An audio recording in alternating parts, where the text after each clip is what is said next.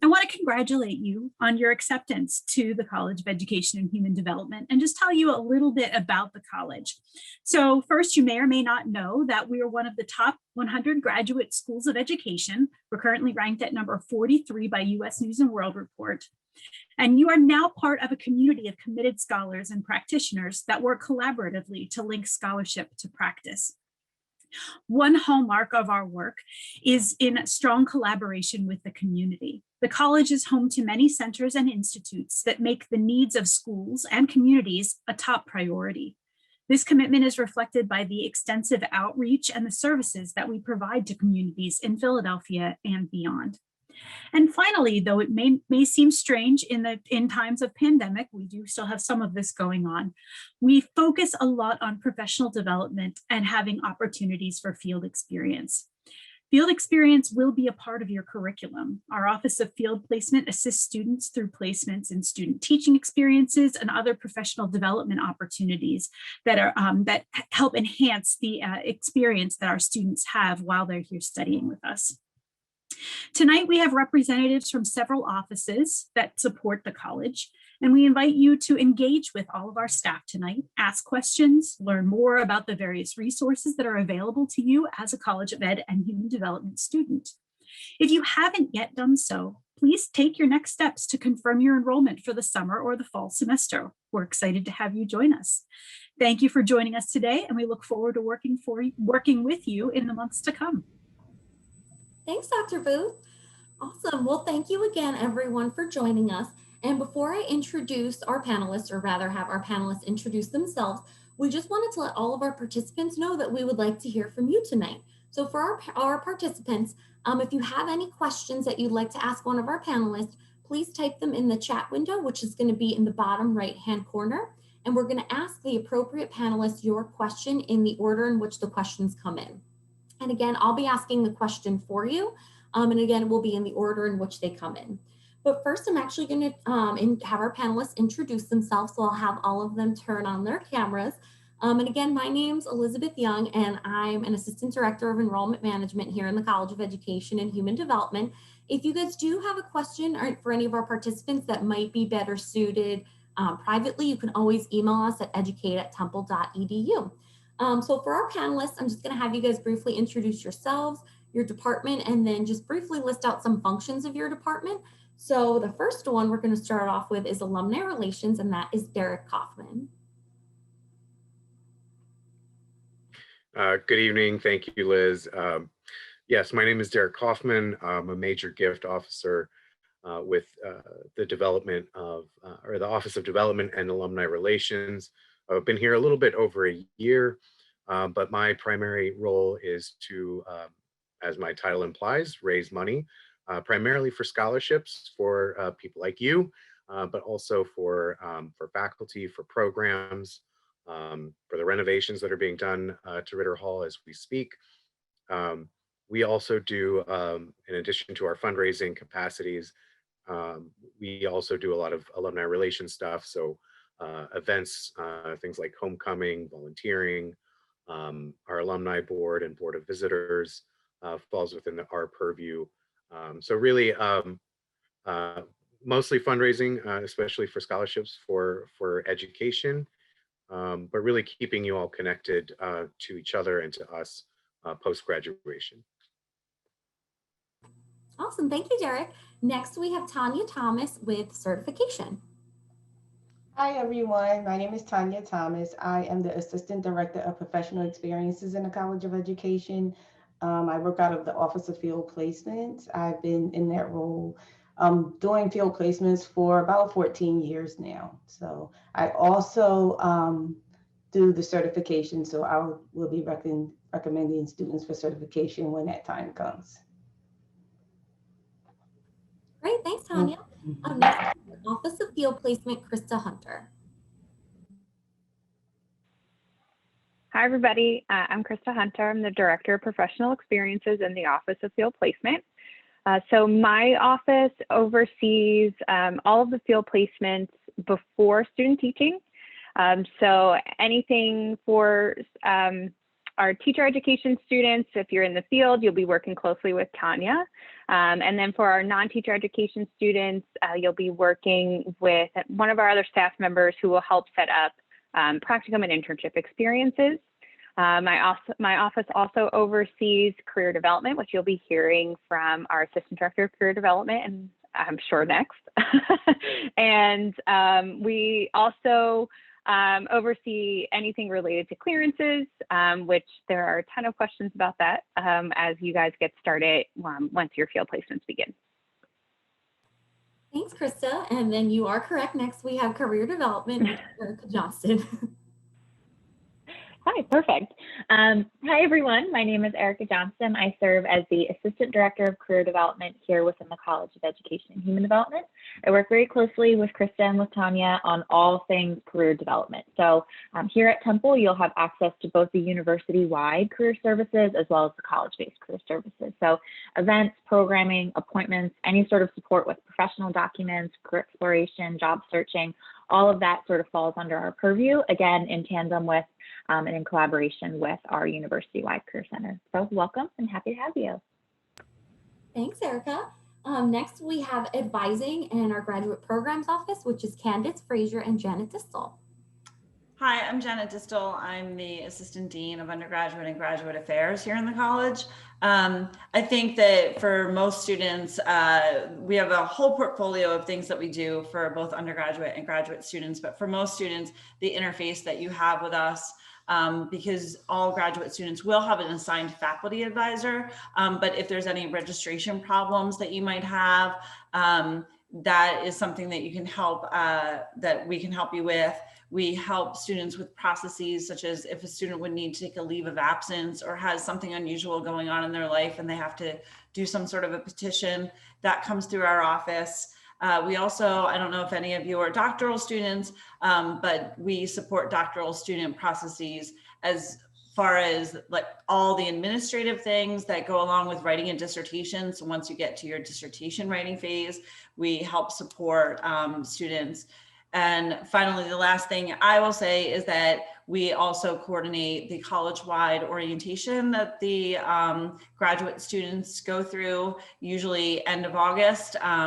And that is something where you'll be able to learn a lot more about the college and university resources and information that you might need for success. And we encourage anybody who is going to matriculate in fall to attend that, and you'll receive emails over the summer about that. And then I'll let Candace add on to all of the things that we do for you. Yeah. Hi, everybody. My name is Candace Frazier. I am the Assistant Director in this office. Hi, I appreciate the wave, Kate, as whoever, I appreciate that. Other things that we do in our office is we have 2 Canvas courses for our master's students, our graduate students as a whole, as well as our doctoral students, that houses a plethora of information and documents and sort of steps along the way to help support your educational path. We also put out bi-monthly newsletters to our graduate students, which offers a lot of different opportunities within our college. You'll see some career stuff from Erica, you'll see clearance information from Tanya and Krista, as well as any other scholarship or course reminders and whatnot. So you'll be hearing from our office as well. Thanks, Candace.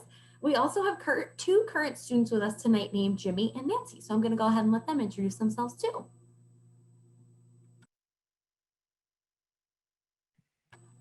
Hi, everyone. I'm Jimmy. I am a second-year student in the Education Specialist School Psychology program. I'm also a graduate assistant in the Applicant Engagement Office in the College of Education and Human Development.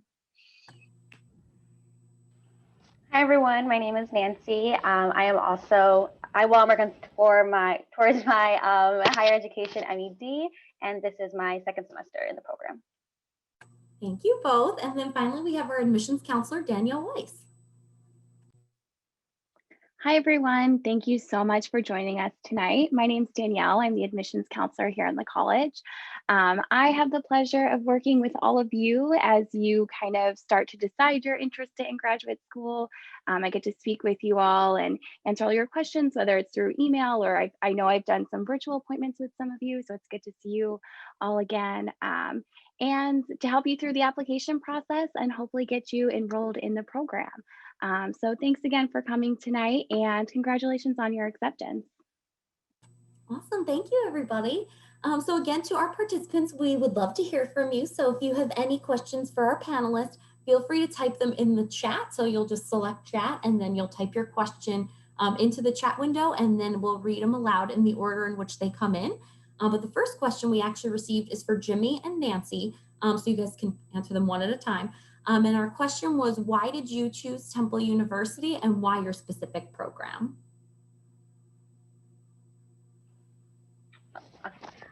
So I chose Temple because I fell in love with Philadelphia a couple of years ago. And Temple, before COVID, the program was hands-on, but just speaking with the individuals in the College of Education, it was very like personal, and I really, really connected with that. So that's why I chose Temple, and then I chose the program because I want to work in student affairs. And so a lot of the courses provided through that specific program are student affairs concentrated. And I chose Temple because I actually went to undergrad at Temple, so I was very familiar with the university.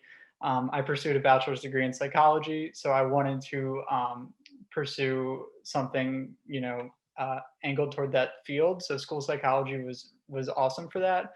Some specific parts of the program that really appealed to me included the psychoeducational clinic at Temple, and some of the practicum opportunities were just really awesome. Great, thank you so much. Our next question is kind of going to be a team effort. This would be for Candace and Janet and Danielle.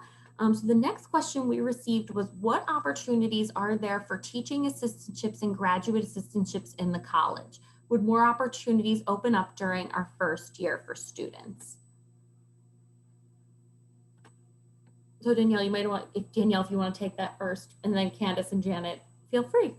Sure, I'll get started.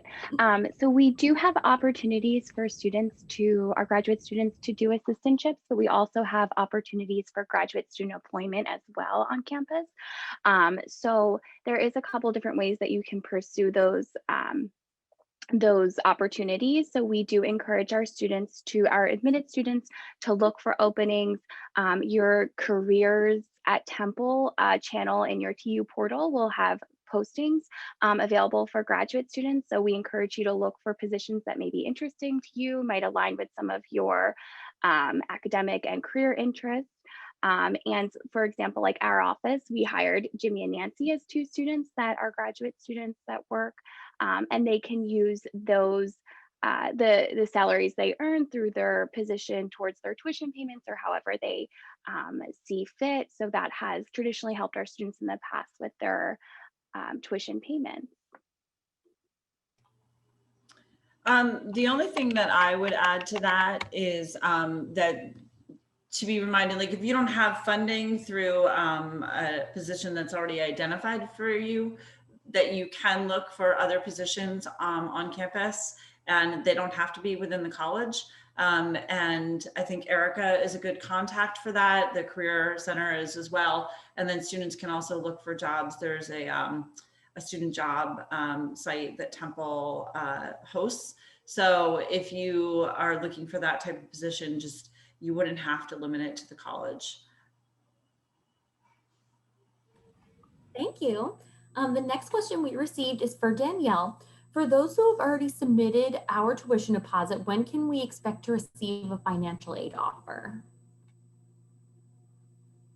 Yeah, so if you are going to be awarded tuition assistance through the college specifically, you are notified via email of that with your acceptance or shortly thereafter. So if you were recently accepted and you haven't heard anything, I would encourage you to wait a couple more weeks to see if you receive anything via email notification of that sort of award. And then we also, if you haven't already, we do encourage all of our graduate students to submit their FAFSA for needs-based financial aid consideration. Traditionally, financial aid packages for our graduate students are available like late April, early May, and they will become available in your TU portal as well. So you'll be able to view what you're offered in your financial aid package in your portal. Thank you. And the next question we received is for Janet and Candace. Sorry about that. Can education programs be online? How easy is it to switch into different programs or combine graduate degree programs? So there are very, very few programs that are strictly identified as online, as an online program. There are, depending upon the program, it just varies as to how frequently the courses might be online. And it's, you know, with COVID and everything that's going on with the pandemic, obviously a lot has been online, but in a traditional semester, it just varies. And so you would just have to look at the course offering semester to semester if you're not in a program that's identified as an online program.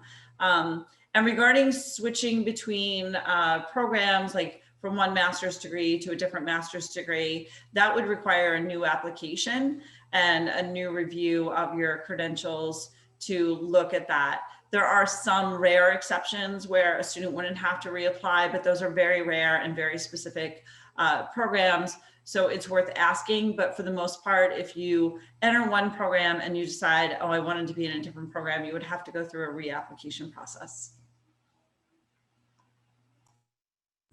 Thank you.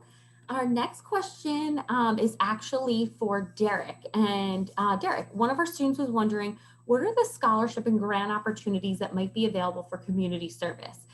So we know there are a few different endowed funds or named funds that might be a possibility. So we were wondering if you could briefly explain some of those to us possibly and how they might relate to community service opportunities. Sure. Unfortunately, we don't have any endowed scholarships that specifically incorporate community service, but we do have at least one that I'm aware of, graduation award that does take community service into account. So I think that one in particular would be a recommendation by faculty for an outstanding graduating senior or graduate who has exemplary community service in their background. So I know there's at least one, but unfortunately there aren't any endowed scholarships that have that. Thanks, Derek. Our next question is for Janet and Candace. When does the school psychology program begin? Ideally, when are the semester start dates? Fall begins August 23rd, if I remember correctly, for the fall semester. But our academic calendar on the Temple website will give all those breakdowns of different dates. I'll put the link in the chat to kind of give you an idea of the breaks in the semester and when each semester is beginning and ending moving forward. Thank you. And one thing just to note too, with the EDS in school psychology, we only admit to that program every fall as well. All right, our next question is actually for Jimmy.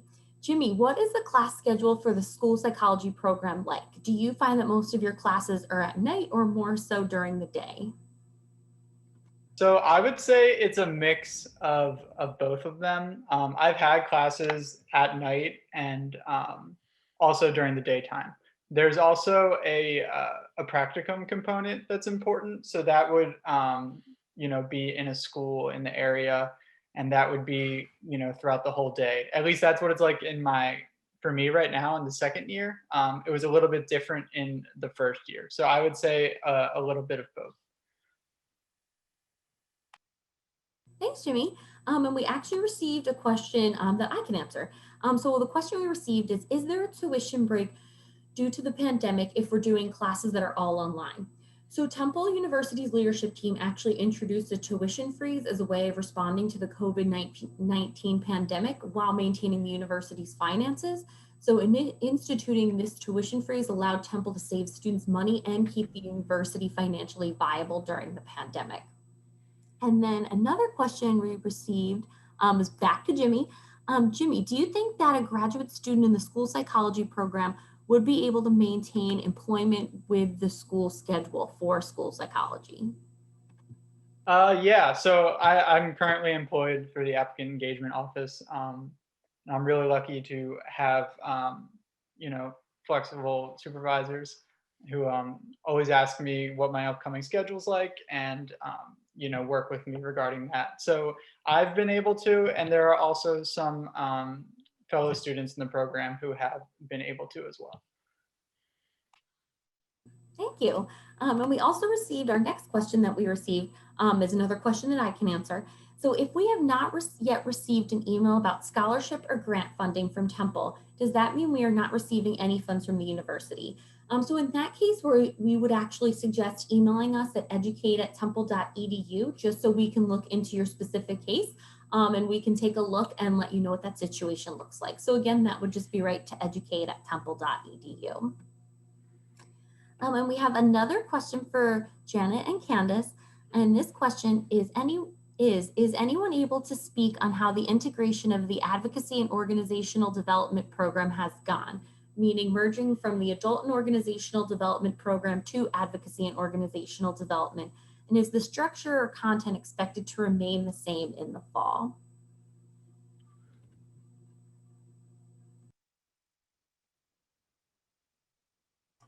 I was muted. I'm sorry. You know, it's only been a year of using Zoom.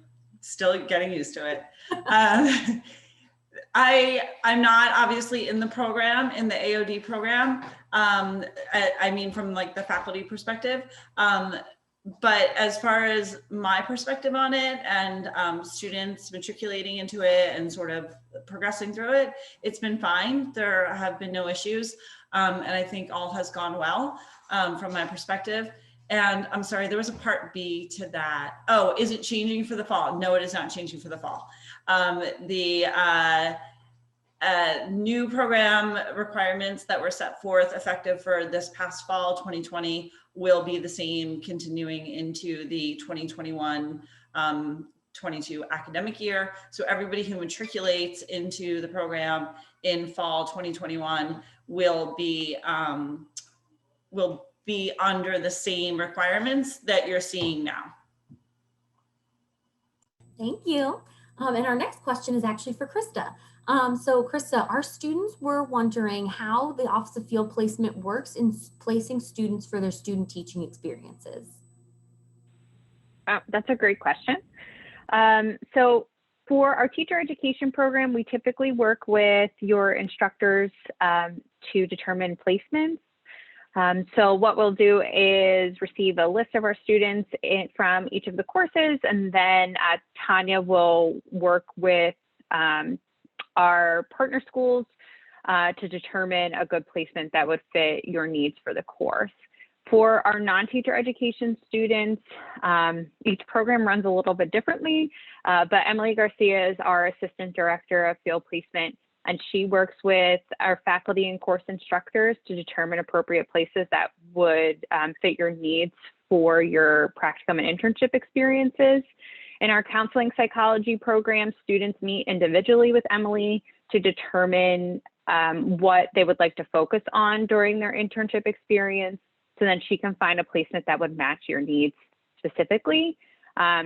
For ABA, you'll work directly with our faculty, your faculty advisor, who will connect with Emily. And the same thing goes with our school psychology program. You'll work directly with your faculty advisor to determine an appropriate placement, and then connect with Emily to move forward with confirming that placement, collecting paperwork, and making sure that everything is in order. Thanks, Krista. And we have another question for Janet. Janet, have any doctoral students written an interdisciplinary dissertation?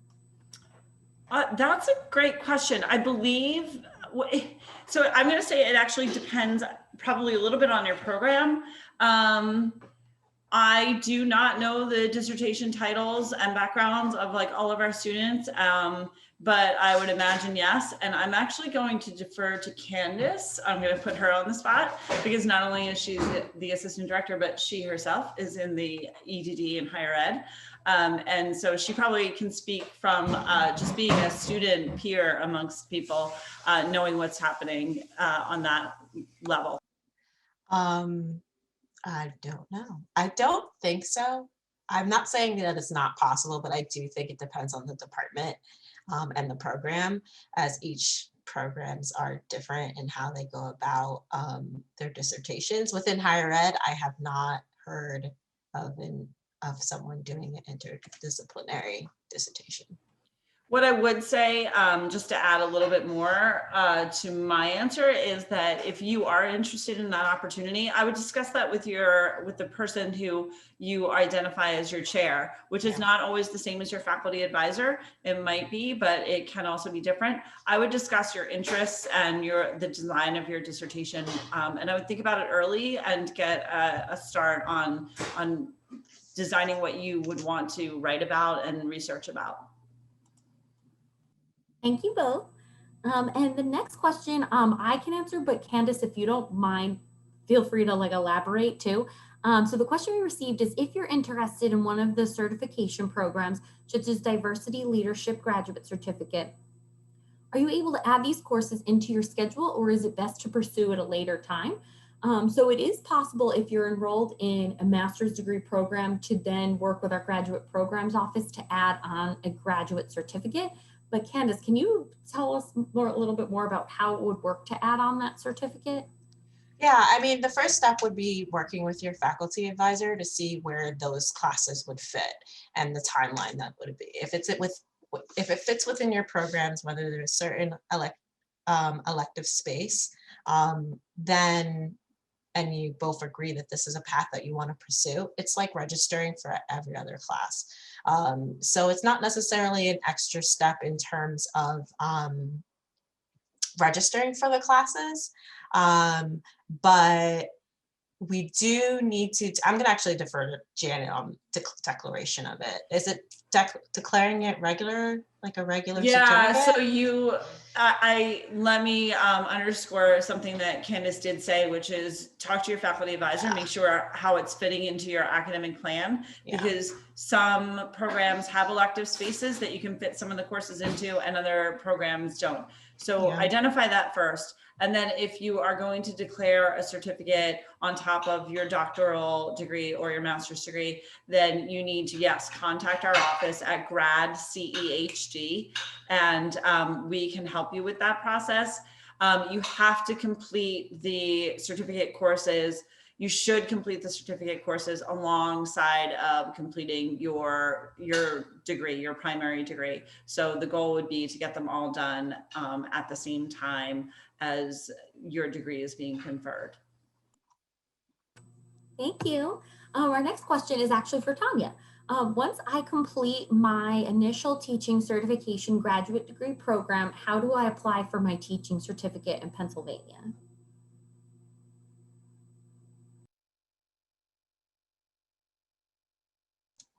Tanya, you're muted. Oh, yeah, Tanya, you're muted. There you go. I'm sorry. So you will apply directly to the state, Pennsylvania Department of Education, through their TIMS application system. So what happens is you complete the program, and once your degree is officially awarded on your transcript, you would complete the TIMS application, and then you will be assigned what they call a PPID number. And once that ID number stays with you the entire time that you're teaching. So you would complete the application in TIMS, and you would write down your PPID number, because that will generate at the time you complete the application. You would take that PPID number, and then you would go back to our site here in the College of Education. We have a certification page. You would go back there, and you would click on the form to get recommended for certification. And at that time, you'll complete that form. And then I will recommend you for your teacher certification. So once I recommend you for the certification, and then the state reviews your application. And then that's how they issue your certification. It is not a paper copy. It will be issued directly through the TIM site. So the TIM site is going to be like your go-to site for everything. You would log in, and your application will be there. Your certification will be there like once the reviewers review it and approve it. So that's how that's done. Thanks, Tanya. And what's great too is if we encourage our students, if they are looking to get certified in another state, make sure you work with that particular state's Department of Education as well and let your advisor know too. Awesome. So our next question, thanks. Our next question is I can actually answer, but Jimmy, feel free to elaborate too. What is the average age of students in the school psychology program, and is it mostly recent graduates? So we actually have a wide and diverse array of students coming into this program, some that are coming in right out of college, whereas others are coming in and they're changing their career. So Jimmy, have you noticed that too, that's kind of reflective of what your experience has been in that program? Yep, that's exactly what I was going to say. Perfect. Thank you. All right, our next question is for Danielle. Can you speak about the educational leadership and policy program within the College of Education and Human Development? So this would be our MED in Educational Leadership and Policy. Sure. So that program is really geared towards individuals that are interested in taking some sort of leadership role in an education field. So a lot of students maybe have some K through 12 experience. Some students might have higher education experience, and they are interested in making an impact in that field. Like I said, in a leadership position, an administrator role, potentially doing something that's going to impact policy making. So a lot of students that are interested in that will pursue this program. We do offer 3 concentrations for this. We have our urban education, put me on the spot, so I'm forgetting them off the top of my head, but we have school leadership. So sometimes students that are interested in like the principal certification or the supervisor of curriculum instruction will pursue that option. You are able to do that as well. And Liz, I'm forgetting the 3rd concentration, but I'm sure you'll be able to jump in and help me. But those are ways that you can specialize your interests and kind of fine tune what you're interested in doing in the program. And that way you're able to take what you learn through the coursework and really apply it to what you want to do post-graduation. Liz, what's the 3rd concentration? You're good. So school leadership, educational psychology, and urban education. Right, yeah. No worries. And Danielle, I have another question for you too, actually. Is the Applied Behavior Analysis Program a 2-year program? And can you tell us a little bit more about that program too? Yeah, so traditionally students can complete that program. Well, it depends. You do have the option to enroll full or part-time in the program. Our full-time students are students that are enrolled in 9 or more credits a semester. So that typically looks like about 3 classes a semester. And then anything less than that is part-time. So our part-time students take closer to 3 years to complete the program, where full-time students can complete it in 2 years. So that program is for students that are interested in working with students with a range of disabilities, maybe learning development issues. There is a focus of autism in the program, and students can pursue their applied behavior analysis certification post-graduation. It does meet the coursework for that credential. So if you're interested in doing that, you can, and there is field work involved with this program. Thank you. And our next question is for Jimmy and Krista. So feel free to tag team this one. What advice should working professionals take for their first year of graduate school in school psychology? Are we able to keep our 9-to-5 employment opportunities during this time?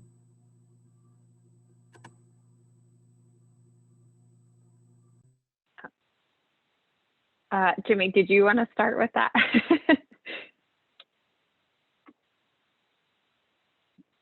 Oh, hold on, Jimmy. There you go. You're good. Sorry about that. No problem.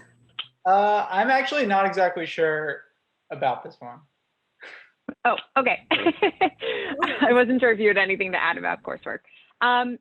So I would say this one's a tough question. I think it's a little bit challenging to hold your 9 to 5 job with your coursework and then with the additional field placement aspects that go on top of it. And your first few practicum experiences, you are going as a class to a school. So that is during the day, which would interrupt your full-time position between 9 to 5. So it's a little bit challenging to do that.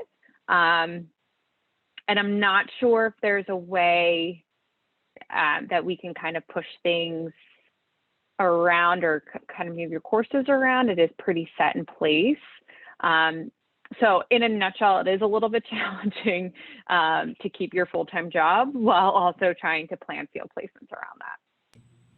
Yes, I agree with Krista. Definitely well said.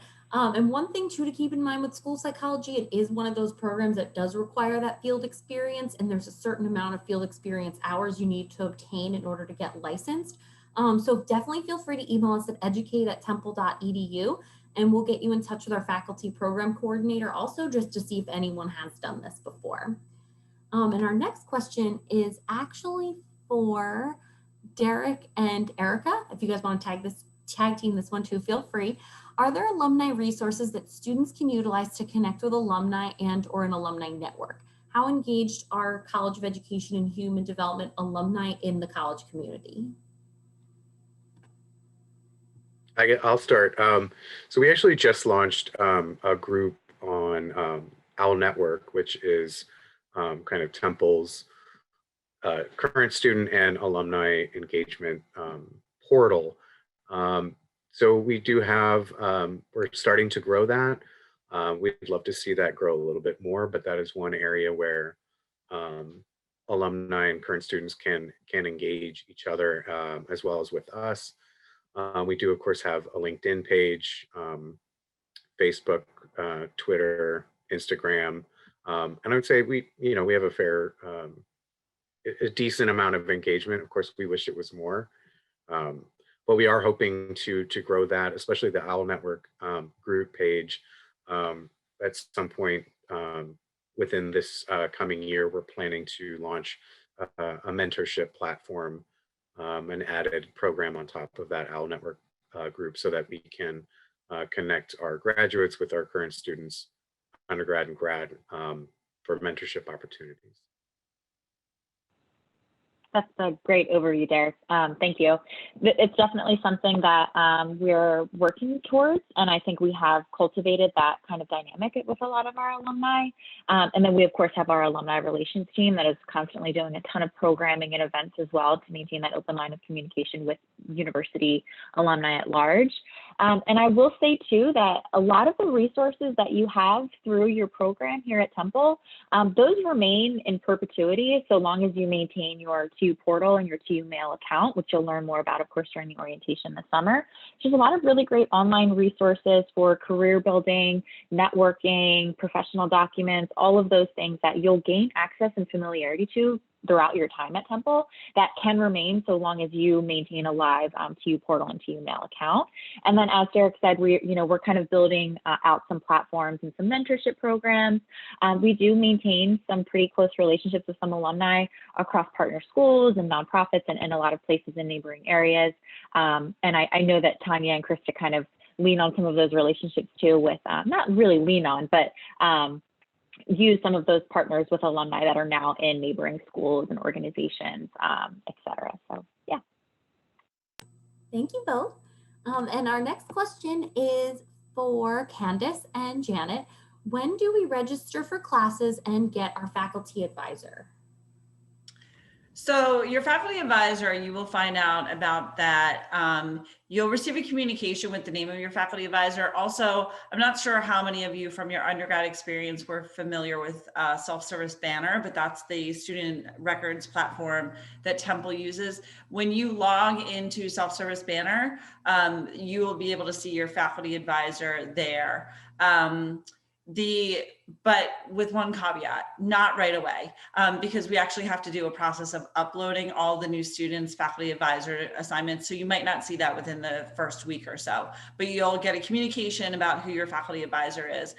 You can consult with them as to what courses you should be taking. I'm actually going to put into the chat a link to the university's bulletin, and that link specifically will land you on the College of Education programs page. And there you'll be able to find your program and you'll be able to see the requirements of your program. The only thing that I will say about that, and another caveat, is that some programs are changing slightly for fall 2021, and this is the current year's bulletin. So some programs are changing slightly, but you would be able to see like the typical progression of courses if you look at that. So in conjunction with your faculty advisor, you will identify the first course or courses that you should be taking, and then you would register for the courses. You can get assistance with registration through our office by emailing gradcehd. Again, that's gradcehd@temple.edu if you have any registration problems, but any student can self-register and should be able to do so. And our office is a point of contact if you don't know how to register or you're having problems registering. But again, going back to what I had said about the orientation that happens in August, we will be doing a brief registration overview then. And Candace had mentioned the Canvas course. The Canvas course also gives like a step-by-step how to register for courses. But if you have any questions, once you have decided that you're definitely coming to Temple and you're trying to figure it all out, just email us. Thanks, Janet. Our next question is actually for Krista. Can I choose where I complete my student teaching and when does student teaching occur? How has student teaching occurred during COVID-19 pandemic? Sorry, that was a loaded question. So as far as choosing where you can go for student teaching, you will submit an application when it comes time for you to start thinking about student teaching placements and your coursework.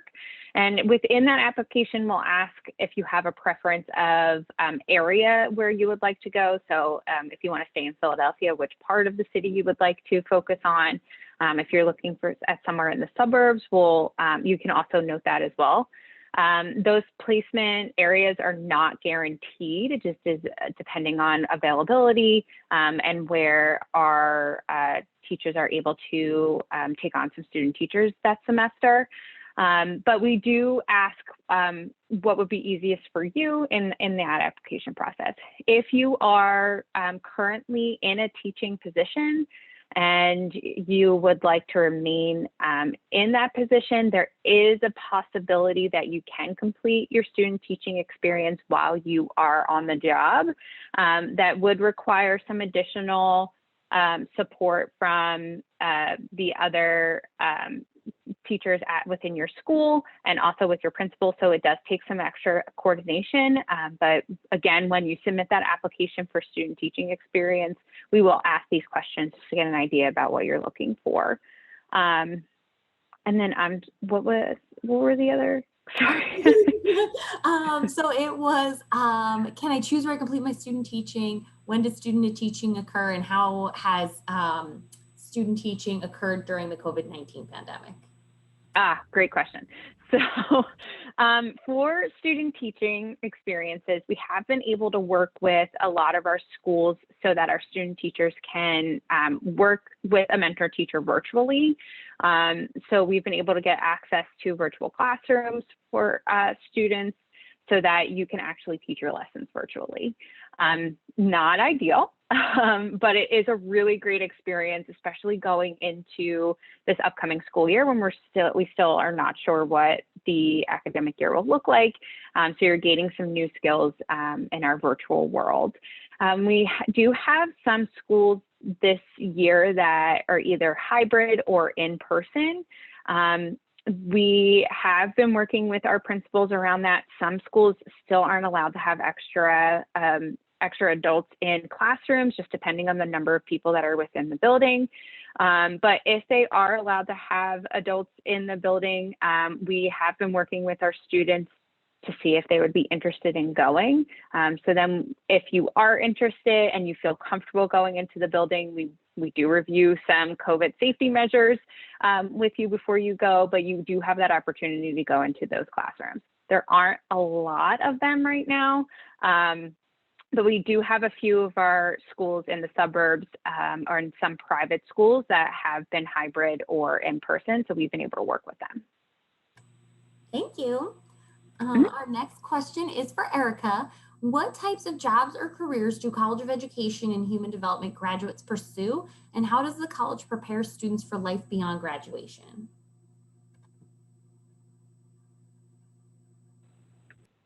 That is a great question. A couple layers to it. So I think it will vary greatly on your program. Some programs lead to pretty linear career pathways. The ABA program, for example, leads pretty clearly to the BCBA career path, which is fantastic. I, for example, am a two-time alumna of Temple University. I'm a graduate of the TESOL Master's Program, and I spent some years teaching English learners. I still serve at half capacity as a grant program manager, but now serve as an AD of career development. So just one example of how there's some non-traditional, non-linear pathways out there. So I really do work one-to-one with students on what their goals are, what their skills, what their transferable skills and areas of expertise and areas of interest are. And then in working with Emily Garcia for the non-teacher education students and working with Tanya and others who coordinate student teaching, making sure that you get field experiences throughout your program aligned with some of those career goals and for you to see what works for you, what you're most interested in.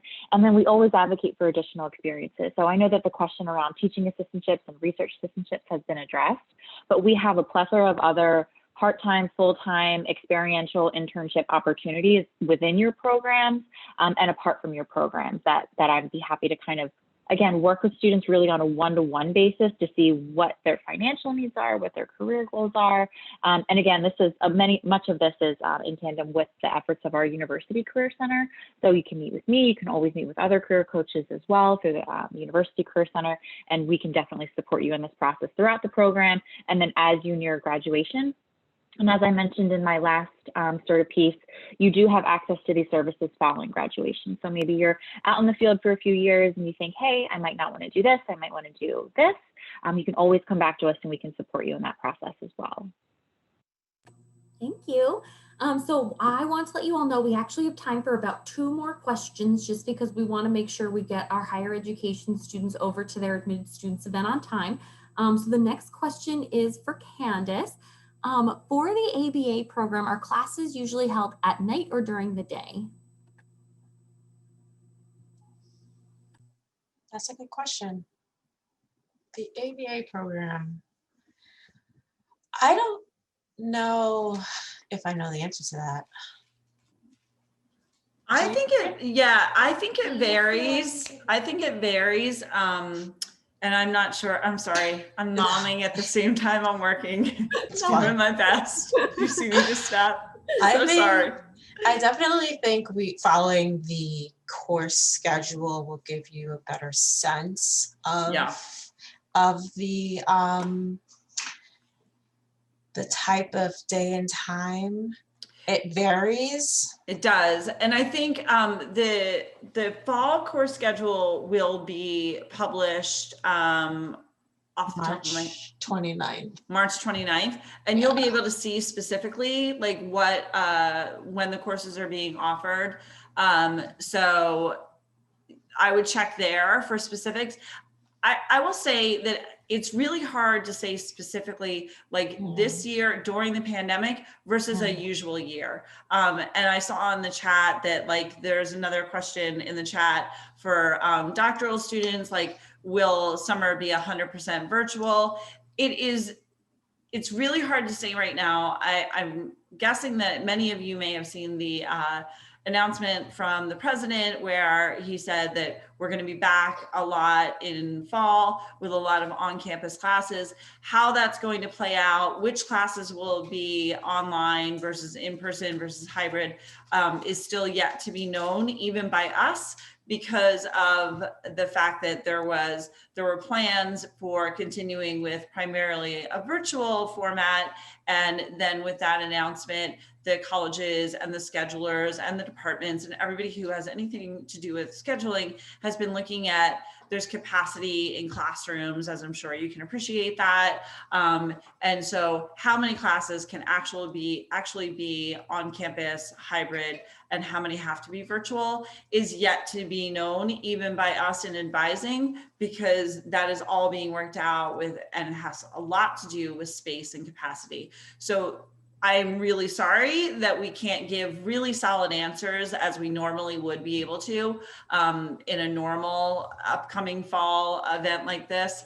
But I would say that once the schedule is published, you would get a better sense of what is being planned for in-person, hybrid, or online.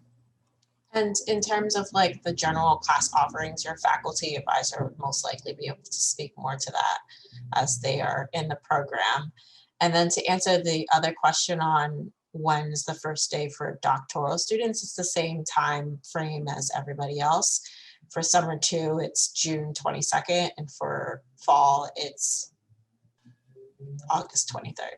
I lost it just in that short a time. Yeah, it's August 23rd. I will say for doc students, their admission term is fall. So typically incoming doc students are not starting any coursework in the summer. And so check with your faculty advisor, but the admission term being fall, you're not starting courses until the fall, which, as Candace has said, is August 23rd, Monday, August 23rd. There are other programs that do have a summer admission, but not the doc programs. Thank you both. And just to pretty much reiterate what Janet and Candace said, recently President Englert and Provost Epps sent out a communication to current students sharing that we are planning for the fall semester to be in person with a substantial number of students returning to campus. And we're building a fall schedule with a broad range of in-person classes and many faculty and staff members on site to support our students. But we are subject to city, state, and federal guidelines and restrictions, as well as general public health guidance. So while we're optimistic, we can't predict that what the course of the virus is going to take. So we're just adapting as we learn more information. But we will continue to share information as our plans come together, and definitely always continue checking that temple.edu /coronavirus and on our social media channels too. But thank you all. Liz, can I just make a clarification? When I say doc students, I sort of encapsulate all PhD and EDD. So if you're EDD or PhD, that's what I'm speaking to. Sorry, wanted to clarify. Perfect. And Danielle, this last question you and I can take. What are next steps for me as an admitted student? So if you are an admitted student and you are sure that you want to join us for your program, you have to make your tuition deposit. It's a $200 enrollment deposit. You can do it through your TU portal. If for whatever reason you're interested in having that tuition deposit waived, you can do that. You would just email us at educate@temple.edu and we can assist you to do that. And then from there, it typically takes about 48 hours or so, and you will receive an email with your academic advisor's contact information. From there, you will reach out to your advisor, introduce yourself, talk about how excited you are for the program, and schedule an appointment to speak with them about registering for courses. And I will let you all know that the the priority tuition enrollment deadline is April 15th. So we encourage you all to send your deposits by that date so you are able to have priority access to registering for your classes. Thank you. And I want to just thank all of our panelists so much for taking the time out of the day to speak with us and meet with everybody. We really appreciate it. I do apologize. There were a few questions we didn't get to just because we ran out of time.